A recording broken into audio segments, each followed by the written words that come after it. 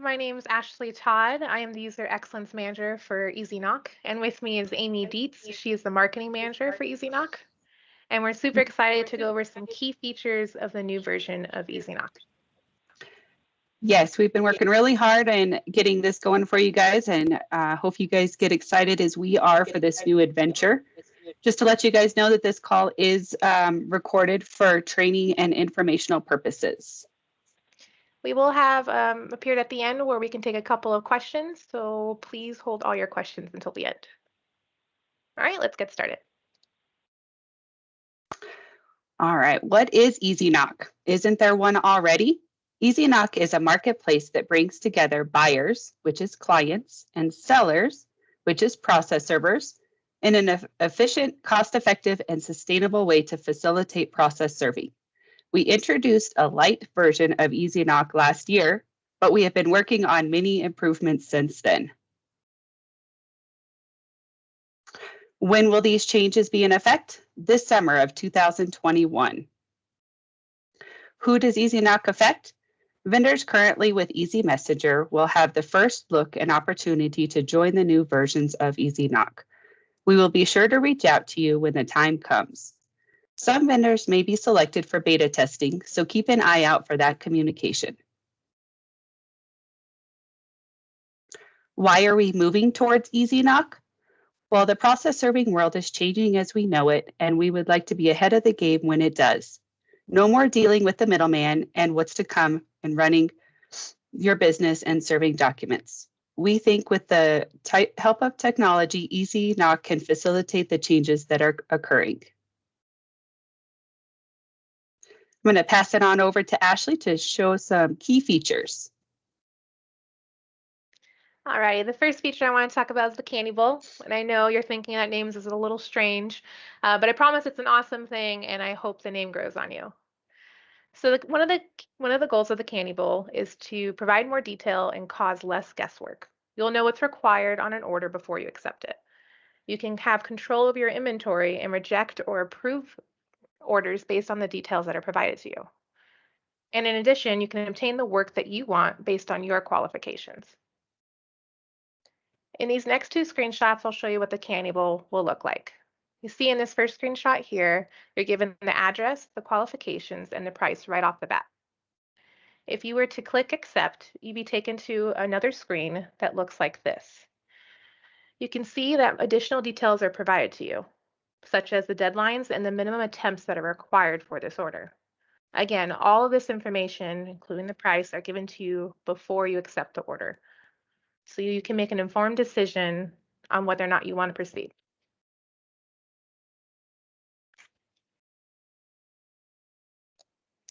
The second feature I want to talk about is the EasyKnock wallet, which I think a lot of you will appreciate. The EasyKnock wallet allows sellers to have control over when and how they get paid, which means there's no more complicated pay schedules or structures or invoicing, and you have the ability to withdraw available funds daily if you want to. You can receive funds within 3 business days via ACH or direct deposit, or for a small fee, you can receive it in as little as 30 minutes with a deposit to a debit card. In this screenshot here is an example of what the wallet setup will look like. You can see you have a total balance at the top, an available and locked balance, and you can withdraw funds right from here. And further down, you'll have a list of funding sources. Funding sources can be a debit card or a checking account, and you can add or remove funding sources at any time.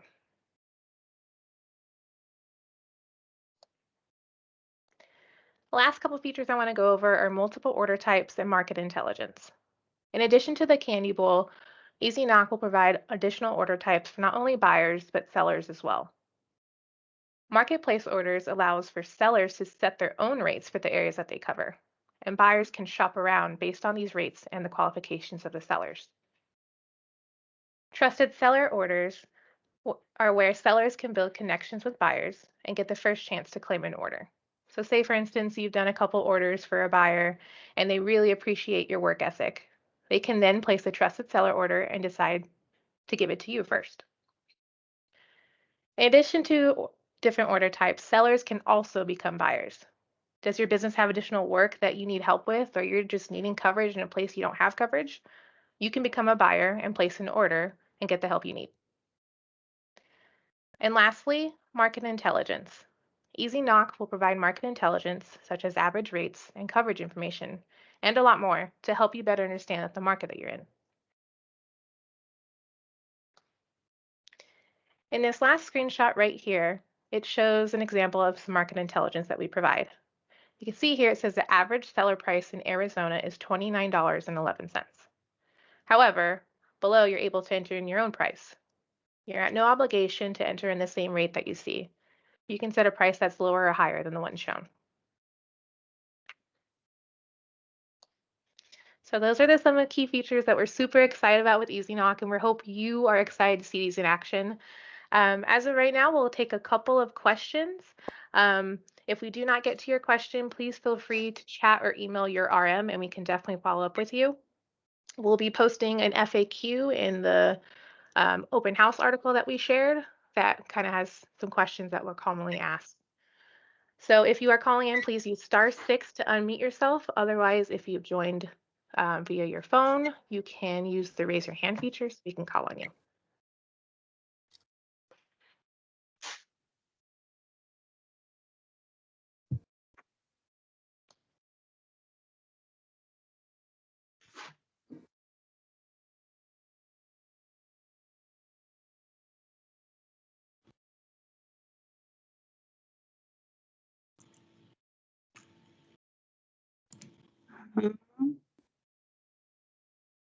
Ashley, do you see who's raising their hand?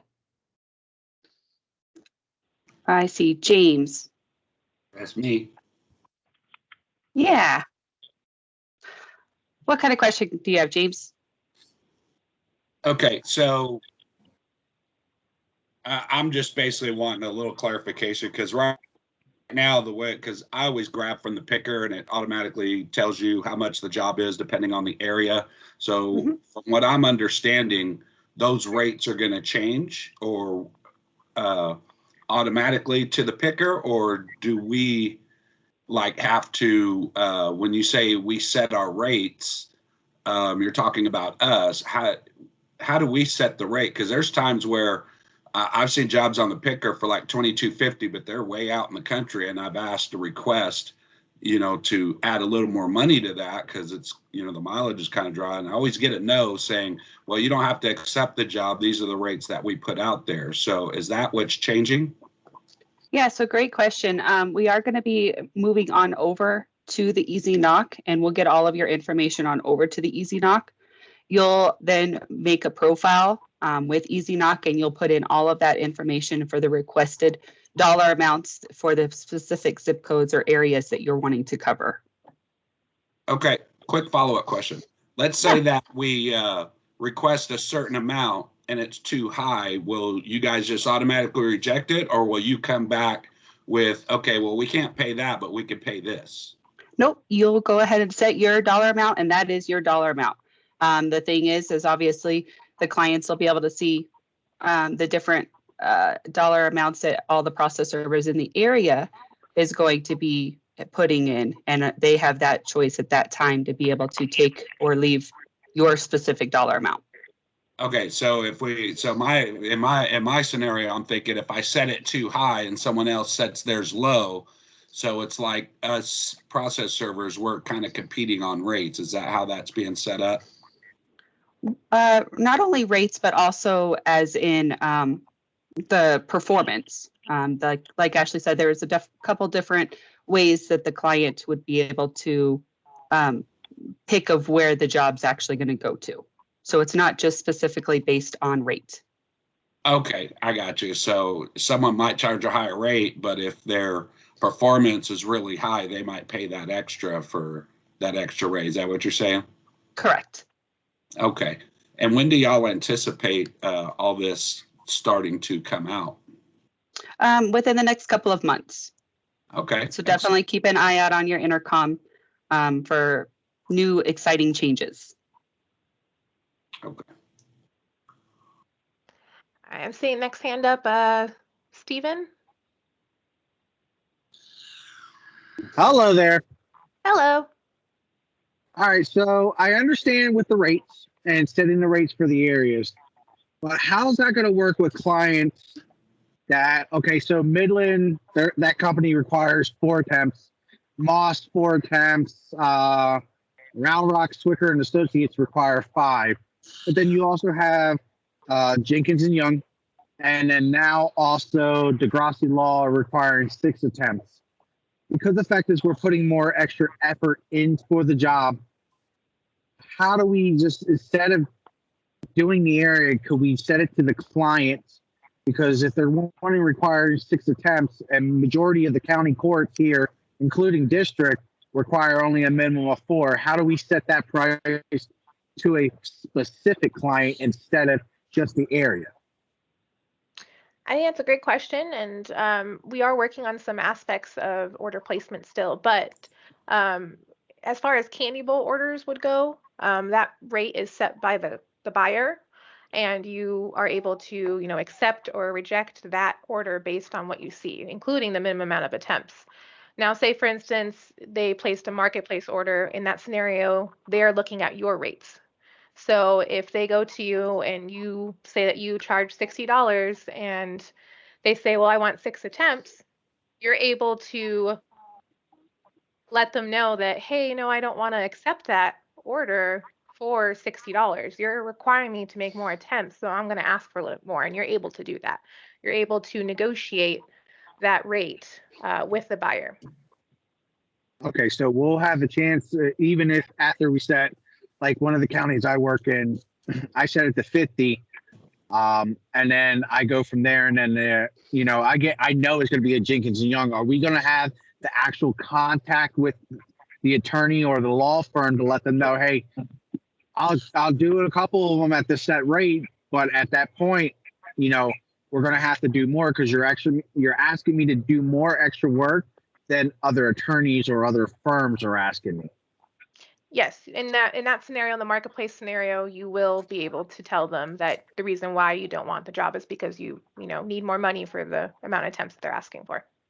Okay, and then these attorneys or the law firms or your guys' clients, they're well aware of the situation that's about to be transpiring. Yes, we will be letting them know about Easy Knock. Okay, that's all I got for now. Let me take a moment to clarify that there, Stephen. This is Casey. Hey, Casey. Really good questions coming in so far. We really appreciate the participation. So the key difference here that we are going to be spending more time with you guys and gals explaining and having more information available to you is the key difference is there are several different ways a buyer, which would be a law firm, a paralegal, etc., can place an order with the Easy Knock marketplace.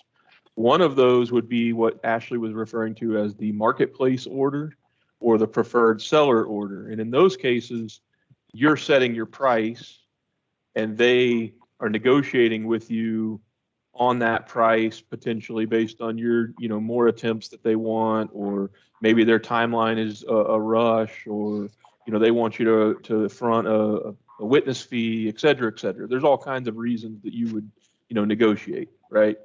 The other distinct order type is what Ashley was referring to as the Cannibal order. And that is where the buyer puts the order out at a price with the requirements that they want, and it's available for you to either accept it or reject it. So in that example, it's important to note that it's not really up for negotiation as much as, hey, I've got to serve, I'm willing to pay $40. Here's what I want for my $40. And if there's 10 qualified process servers, i.e. sellers in that area, then they all decide, do I want it or do I not want it? And it's not really up for negotiation in that example. So your types of buyers that we believe are going to use that order type more frequently are going to be people with more volume, or they're trying to, keep their costs down, et cetera. And it leaves it up to you to make the decision of, well, I'm willing to do that or I'm not willing to do that. And one of the key features we're working on building in as well is the ability for you guys to blacklist certain certain buyers. That way, if you consistently see somebody is trying to lowball you, you can say, look, I just don't want to see I don't want to see this buyer's work again. They're always too cheap and I don't want to do it. So anyway, hopefully that explains it a little more. We've got a lot more information coming. We wanted to kind of get this off the ground, and appreciate you asking the question. No, I appreciate, a little bit of clarification. It's just, some of us have been servers for years. And, there are certain courts out here that require, like Harris County is very notorious. Majority of their courts require 6 attempts regardless. So the attorneys, I would hope, have an understanding that they are going to might have to pay out a little bit more because Harris County requires 6 attempts. Tarrant County requires 6 attempts. Where I live in Central Texas, majority, I would say 95% of the courts require 4 attempts. And I can understand with the $40, maybe $50 here, but when they're requiring 6 attempts, even though the courts only require 4, we work a little bit harder. So the compensation needs to be there because overall, at the end of the day, we're the ones who originally start the legal case for somebody. The process server's job is the most important job because that's how the lawsuit starts. That's how the legal case starts. No. Hey, Casey, Definitely. this is Michael. Will we have in future renditions of the software for the buyer, always get confused, buyer and seller, sorry, the ability to do exactly what Stephen's talking about, where something would pop up and say, hey, this is a rural county, you can anticipate this or that or the other? Yeah, that's part of the market intelligence that Ashley and Aimee were talking about is we'll be able to provide so that, one of the key points that we're trying to make here is that the EasyKnock marketplace and Ashley and Aimee and the other people that are going to be supporting the EasyKnock marketplace, are really supporting that software platform, and they are not the buyer. They are not a middleman. They don't set your price. They don't have any say in any of it. They're helping support that software. But to Michael's point, yes, part of what we're trying to build here and what we've built is some really powerful market intelligence that's never been available before. You guys, I'm sure, monitor a lot of the Facebook groups and all the other stuff where there's constantly people saying, oh, well, I need somebody here, or I need somebody there, and I don't know how much to charge here, and I don't know how much to charge there. Well, all of that data is going to be available through the marketplace to where when a buyer goes to a certain area and says, all right, I need something served in such and such zip code, it would provide them with some information that says, hey, look, the average going rate is $70 to $90. And there are 5 different people that have chosen that rate, 5 different sellers. And here are those 5 sellers' qualifications. That way we can start to kind of provide a little more intelligence to the process serving world, both the buyers and the sellers. Because if you guys sign up for a zip code, you're going to get the same information. Okay, here's what other people are charging. Here's who my competition is. Here's what kind of qualifications they have.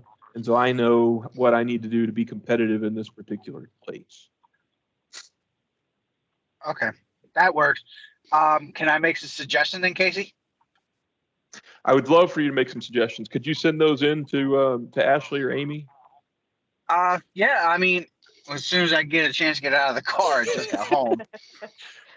Well, I don't want to. We've got 4 more people that have got their hands up here, so I don't want to slow us down too much. Even though I do definitely want your suggestions. What's your last name, Stephen? Myers.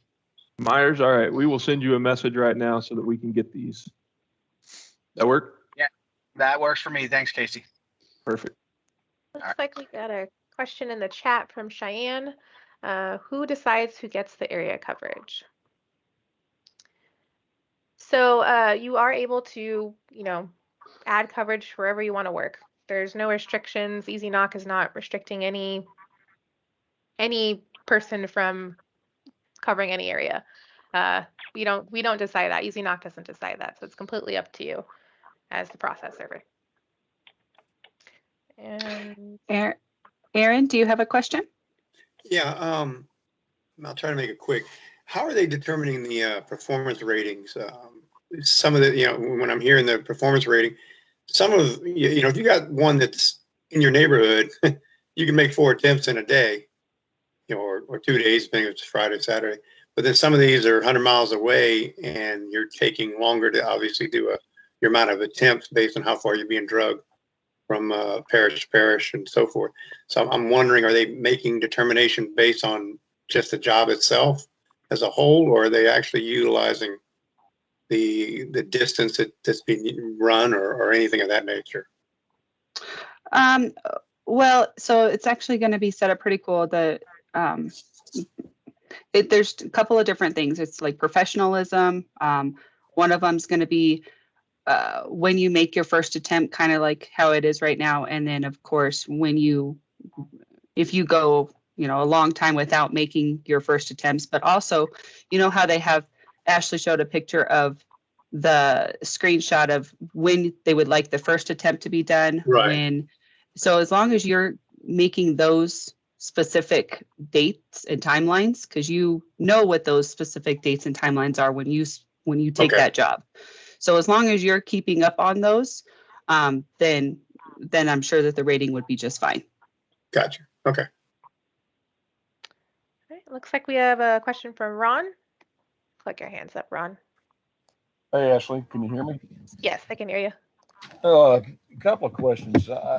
Casey, you probably remember I was on the initial beta test on this several months ago, and I remember that they had a resume function to where the buyers could go out and look at your resume, your years of service, how long you've been serving, that sort of thing. Is that still intact? We have, qualifications and experience will definitely be something that you are able to add to your EasyKnock profile. The buyers will be able to see that information as well, and it'll, it could aid in their search when they're on the marketplace for a marketplace order. But as far as the resume, that is something definitely we can look into again and see about adding. Well, a resume profile, I guess it's basically the same. Just something that the buyer can go out and actually look at and see what your background is.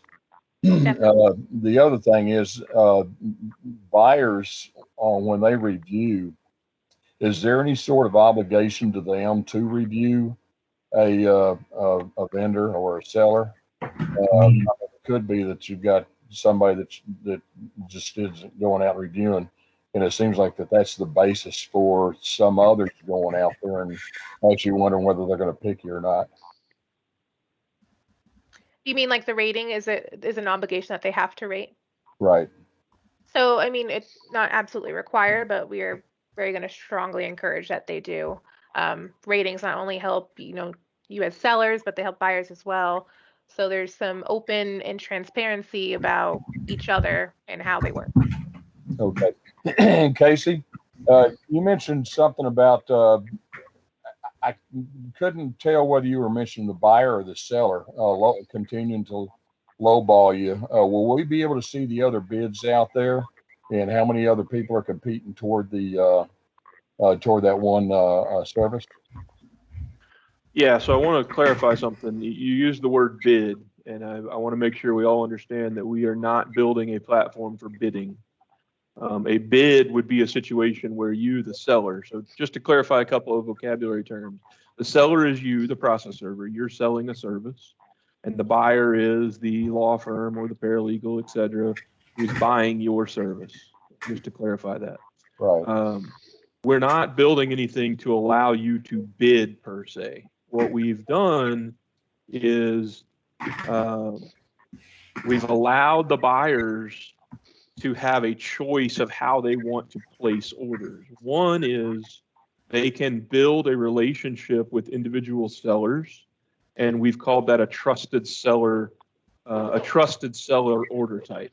So that's where, hey, I've used Ron before, I've really been happy with him, I'm going to click this button and make Ron a trusted seller, and as a result for that, I'm going to send future orders his way because I really like the work he does. The other would be the marketplace order. And the marketplace order is similar to, you guys have probably used Expedia or seen something like Expedia, where you go to a website and you say, hey, I want to book a flight, give me all my options. Well, that would be the marketplace order. So there they would be able to see your profile, they would be able to see your qualifications, they would be able to see other people that serve that same area, and they would make an educated choice based on profiles, qualifications, ratings, and obviously price. Those are prices that you've set. The third order type is what we're calling the Cannibal order, and that is they place the order, they set the price, they tell you what they want, and then it's up to you guys to decide whether you're willing to do it or not.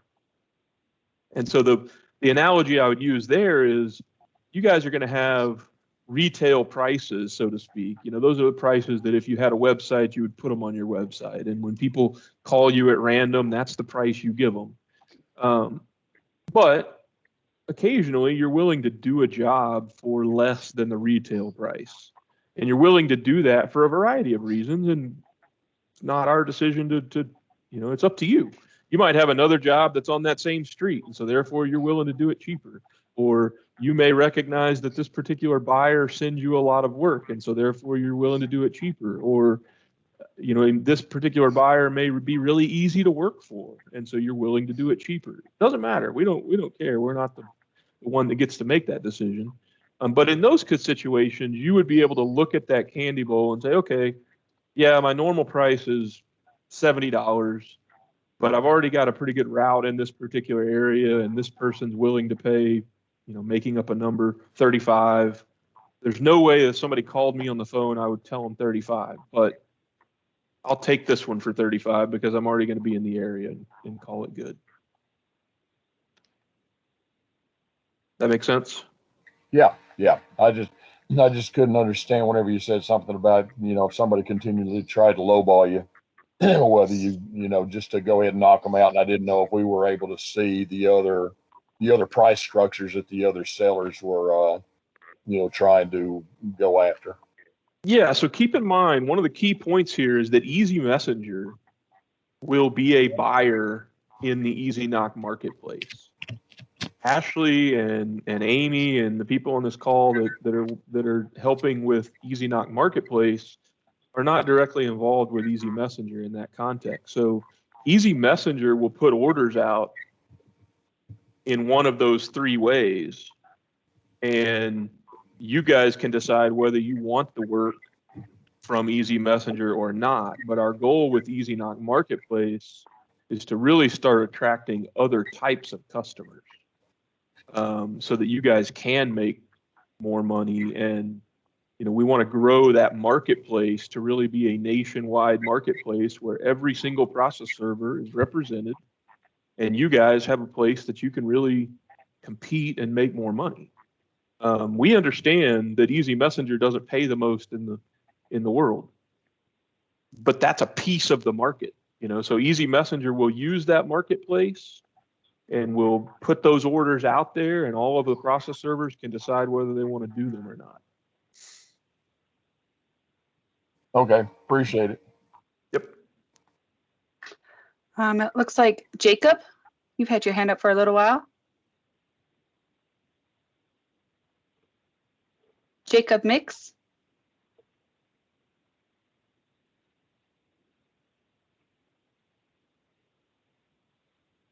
All right, maybe we'll come back to him. He needs to unmute. Yes. How about Rayburn? Hey, so I have a pretty simple question. Yeah. Just this is, as I know, this is replacing Easy Messenger as we know it today, 100%. That's the plan, right? Well, so Easy Messenger is going to be more of the back end of things, kind of more of the paperwork portion of it. But Easy Knock is going to be more of the process serving portion of it. Yes. The platform and getting jobs and zip codes and all that is gonna go away to this platform, correct? That's what I'm understanding. Yes, sir. Cool. Basically, that's all my questions. That's it. Sorry. Thank you. No worries. Thank you for the question. In addition, I want to mention that Jennifer asked in the chat if there was going to be a new app and portal, and there is. We're working very hard to make sure that the app and the portal are user-friendly and amazing for you guys. So we cannot wait for you to see it. Looks like James Yeah. Hatcher? Yeah. Sorry, another. Yeah, it kind of sounds like what you guys are doing is changing the platform more, kind of like what Uber does with their Uber Eats, where they get, they're the funnel for all the buyers to come in, and then we put ourselves out there to get the rates. But to what Casey was saying about when we set our rates and things like that, let's say we set it for, let's say for a certain area for, let's say $70, and they accept it. How much of that do we get to keep, and how much of that does Easy Messenger get to keep? You keep the whole $70 that you see. Yep. Oh, So- okay. So you're probably charging them something on the back end, so we get to keep it all. Yeah, so let me take that question. Sorry, Ashley. Couple things that you said there that I want to clarify since we're all on the phone. Number one, you used the Uber analogy. Not a bad analogy, but not one that we're really going for two reasons. One, Uber does some things that we don't agree with, and that I would not promote this as a Uber-like platform. I think it's a fair analogy, James, because when people think of the facilitator model, where somebody is facilitating a transaction between a driver and a rider, then this kind of comes to mind. So it's a fair analogy. But the other reason I don't like the Uber analogy is process serving is nothing like giving somebody a ride. Let's be realistic. You guys are committing to making multiple attempts. You're committing to signing a document under penalty of perjury. You're making a commitment to having to go to court if somebody asks you to go to court. It is not the same as picking somebody up at a bar and dropping them off 3 blocks away. So I appreciate the Uber analogy, but I just wanted to make sure we're all on the same page that that's not really what we're going for here. The technology part, yes. The culture, definitely not. Fair enough?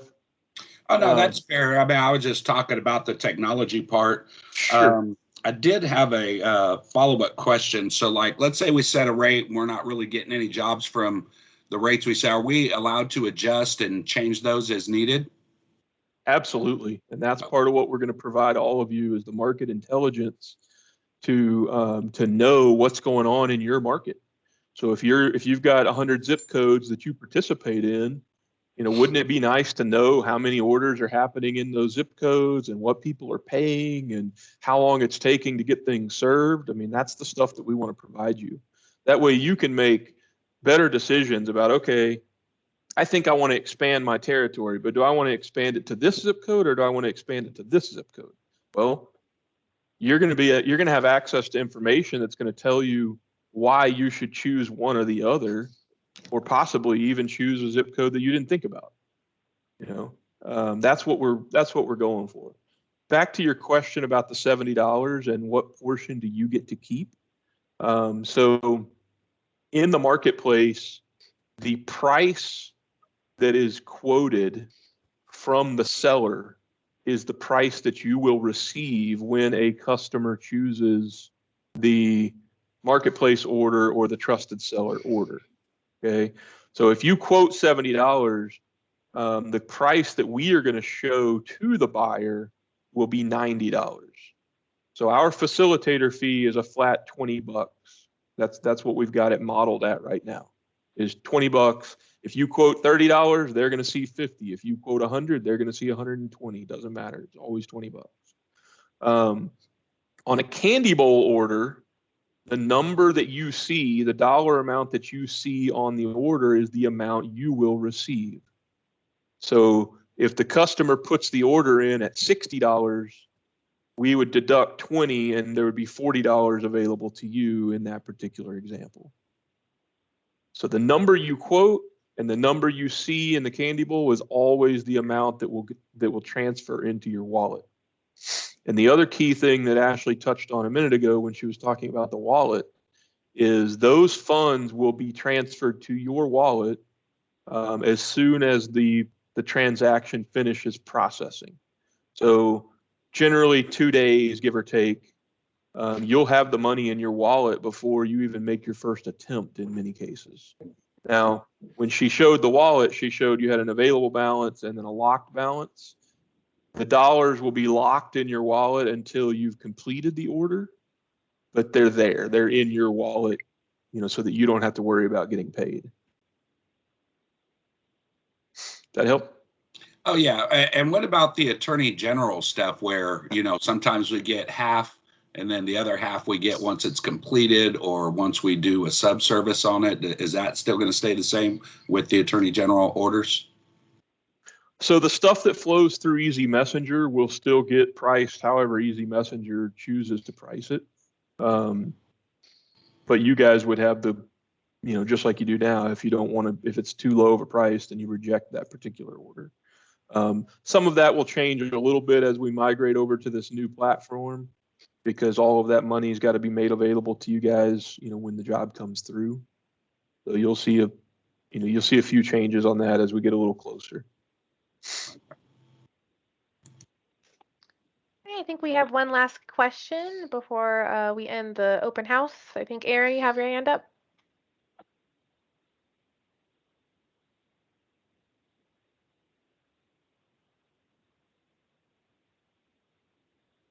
Aaron, I think you're still on mute. I'm sorry. No, you'd answered mine earlier. Oh, okay. You must have hit twice. Anyone who's calling in audio only, if you have a question, please click *6 on your keypad to unmute yourself. Oh, wait, looks like we have Susan Hicks. Hi, can you hear me? Yes. Okay, yeah, I missed the beginning of this because I couldn't figure out how to get on, but when and where will we be able to watch this or hear this again? So we are in the works of having a YouTube channel to have all the future open houses available for everyone to view. So we are working on that, and we'll let you know as soon as it's up and you're able to access it. Okay, because this is all totally new to me, what we're talking about. Right. Yeah, we'll be reaching out to vendors as we get closer to launch, whether it be for beta testing or to get you transitioned to Easy. Okay, thank you.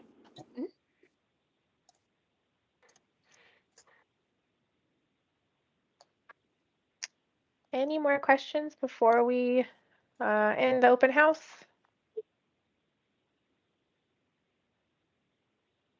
Don't think I see any more hands up. Either. All right.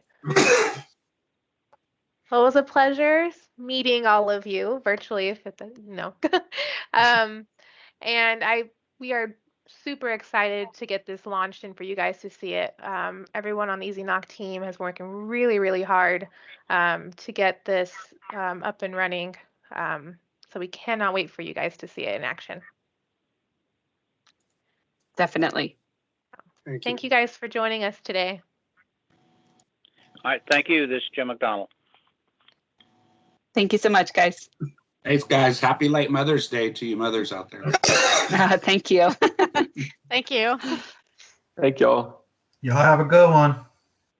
Bye, guys. Hey, Ashley, are you in Michael Scott's office, Ashley? Yes. You look like so you're in Michael Scott's office. Yep. Okay, just checking. Good to know you're working out of Scranton now. Y'all have a great weekend. You have a good one.